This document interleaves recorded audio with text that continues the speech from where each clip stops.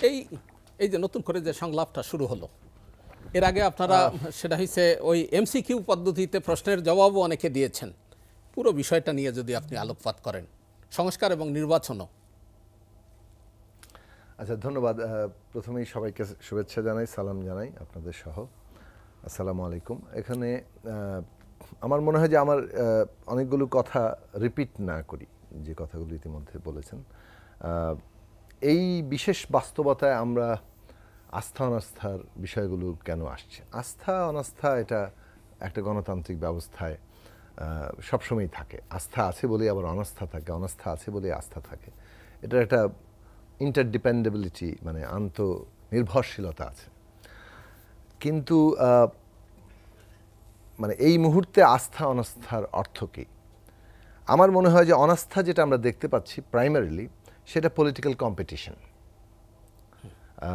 ফ্যাসিবাদ বিরোধী যে শক্তি, তারা তো, যেটা একটু আগে বলা হলো, যে একটা ফ্যাসিস্ট সরকারের সাপেক্ষে একটা জায়গায় ঐক্যবদ্ধ হয়েছে, মানে একটা কমন মিনিমাম লক্ষ্য, এবং সেইটা অর্জন করা, ফ্যাসিস্ট সরকারকে বিদায় দিতে হবে।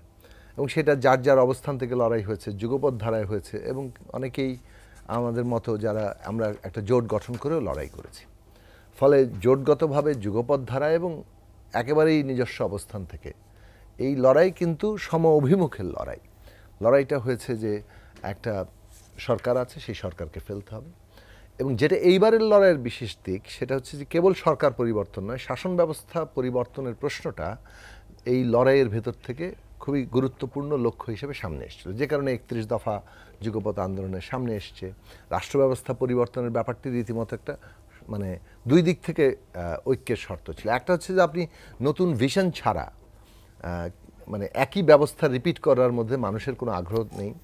ফলে মানুষের সামনে নতুন স্বপ্ন দেখাতে হবে। যে ধরনের লড়াই এইটা ডিমান্ড করছিল, শেখ হাসিনা যে ধরনের শাসন কায়েম করেছে, তাতে তারা যে কিভাবে একটা আন্দোলন শেষ করে দিতে পারে একটা স্যাবোটাজ করে, সেটা তো আমরা দেখেছি 28 অক্টোবর দেখা গেল। আমরা কি ওই সময়টাকে শাসন বলবো না দুঃশাসন?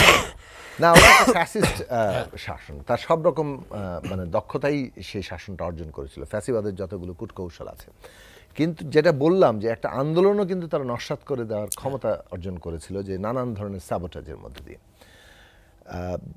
যাতে করে এটা পিপল আগেই, মানে ওই সম্পর্কটা তৈরি না হয়, ভয় পেয়ে, মানে ভয়টাকে এফেক্টিভ করা যায়।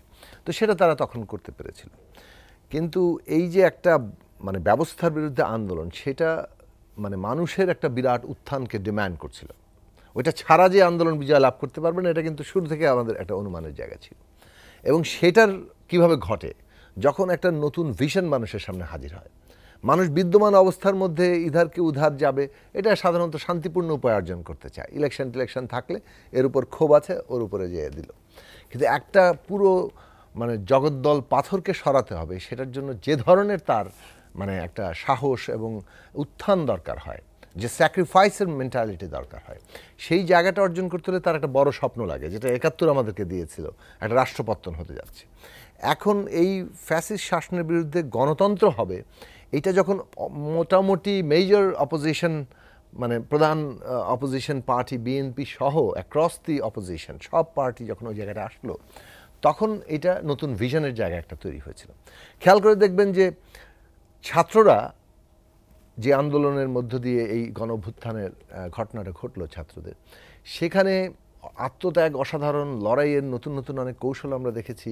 এবং ছাত্ররা নেমেছে, তারপর সমস্ত জনগণ যেভাবে যুক্ত হয়েছে, সেগুলোকে ব্যাখ্যা করতে গেলে তার যে অনেকগুলো ডাইমেনশন, আসলেই নানান দিক থেকে যেমন বিশিষ্ট আলোচনার দাবি রাখে, তেমনি আবার উদ্দীপনারও তৈরি করে। কিন্তু ওই আন্দোলনের সবচেয়ে মানে বড় দিকটা যদি আপনি দেখেন, যে আন্দোলনের মধ্য দিয়ে ছাত্র নেতৃত্ব যে কর্মসূচি সামনে আনলো, সেটার ব্যাকগ্রাউন্ড কিংবা ভিত কিন্তু আগেই ছিল। একটা ফ্যাসিস্ট শাসকের পতন এবং ফ্যাসিবাদী ব্যবস্থার বিলোপ, নতুন রাজনৈতিক বন্দোবস্ত, কোনোটাই কিন্তু নতুন কোনো শব্দ নয়।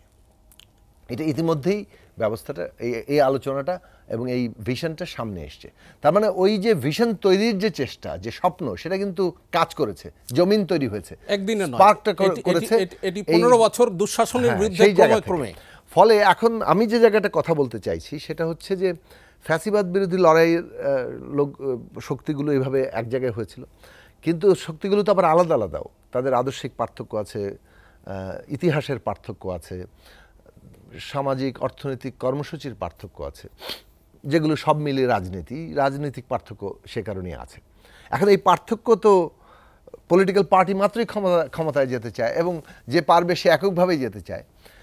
সুতরাং ওই প্রতিযোগিতার প্রশ্নটা এখানে আবার হাজির হয়েছে, কারণ এখন ক্ষমতার প্রশ্ন সামনে এসছে, কে রাষ্ট্র পরিচালনার দায়িত্ব নেবে, নির্বাচনের ইস্যু সামনে, ফলে একটা কম্পিটিশনও শুরু হয়েছে। এখন এরকম একটা অবস্থায় আমরা কি করব? আমরা একটা ঐতিহাসিক পর্বে আছি, এইটা প্রথমত আমাদের স্মরণ রাখা দরকার, কারণ ডেমোক্রেসিতে কম্পিটিশন হবে, কিন্তু আমাদের ঐতিহাসিক পর্বটা যে আমরা একটা ডেমোক্রেটিক সিস্টেম ডেভেলপ করার দায়িত্বের মধ্যে আছি, এইটা যার উপর থাকে তখন তাকে যে অতিরিক্ত সচেতনতাটা থাকতে হয় যে আমরা এই ডেমোক্রেটিক সিস্টেম ডেভেলপ করার দায়িত্বটাকে কোনোভাবে অবহেলা করলে, কম্পিটিশনকে অনেক বেশি বড় করে দেখলে আমরা একটা হিস্টোরিক্যাল ব্লান্ডারের দিকে যেতে পারি, আমরা খাদের মধ্যে পড়তে পারি। সেই ঝুঁকিগুলো কিন্তু অভ্যন্তরীণ এবং আন্তর্জাতিক উভয় ক্ষেত্রেই আছে।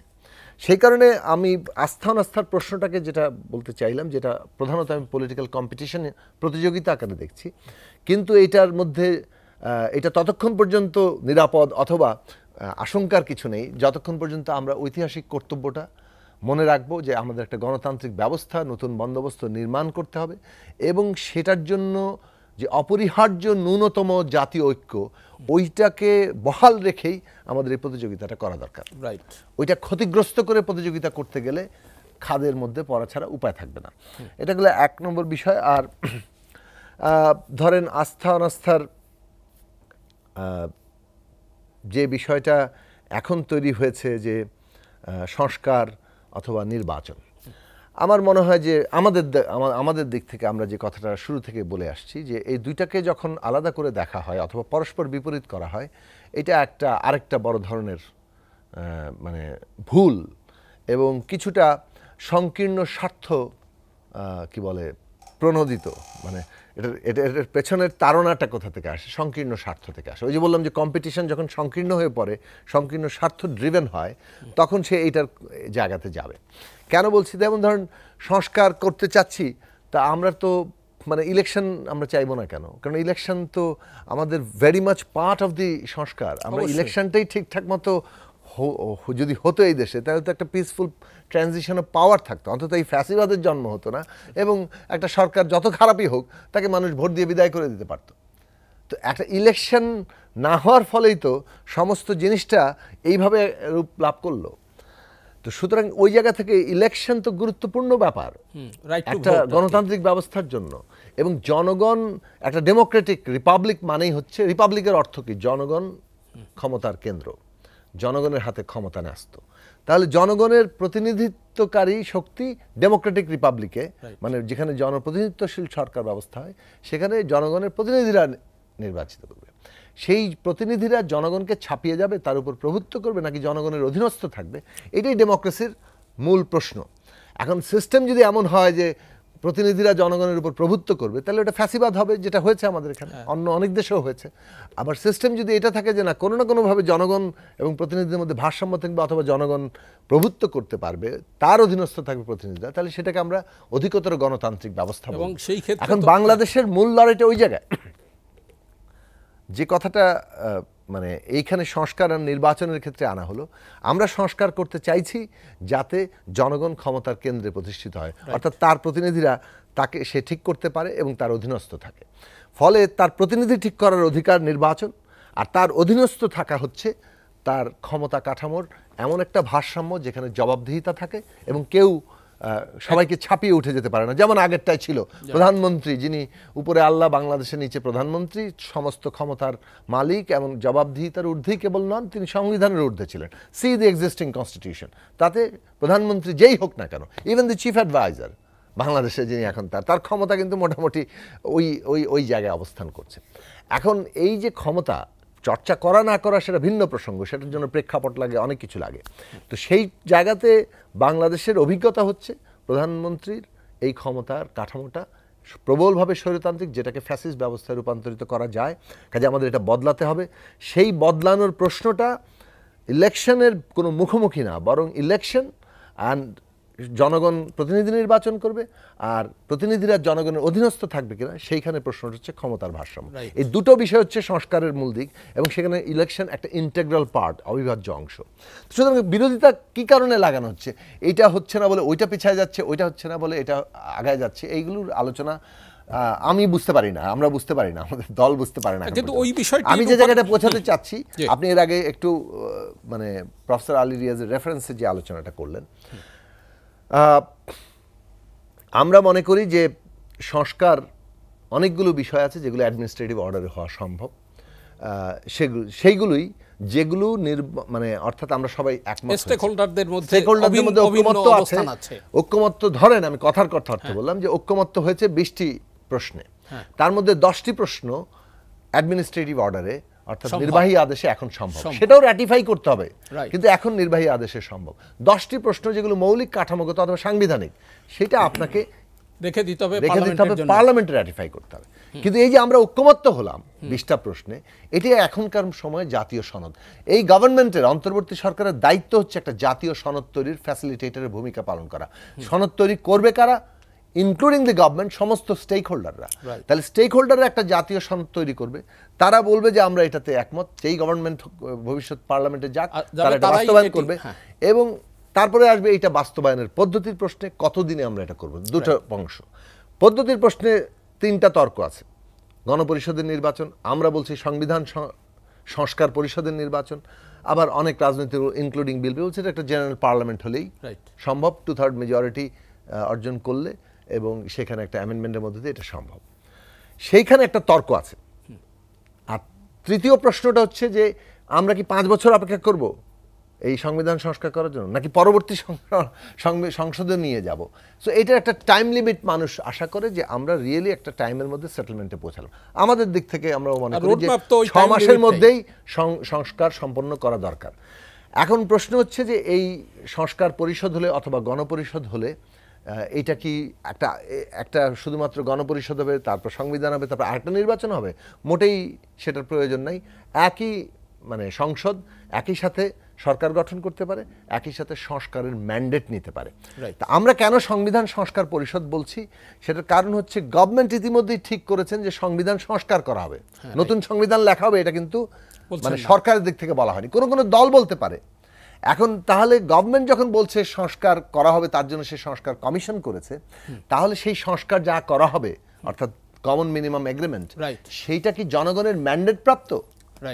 এটা খুব গুরুত্বপূর্ণ প্রশ্ন। জনগণের ম্যান্ডেট নিয়ে আমরা এই পার্লামেন্টকে ক্ষমতা দেওয়া হচ্ছে এই সংবিধানকে সিগনিফিকেন্টলি সংস্কার করার জন্য, সেইটা যে জায়গায় দাঁড়ায় এটা পিপলের উইল আকারে আসে, অভিপ্রায় আকারে আসে। বিদ্যমান সংবিধানে আছে, সংবিধান হচ্ছে জনগণের অভিপ্রায়ের প্রকাশ।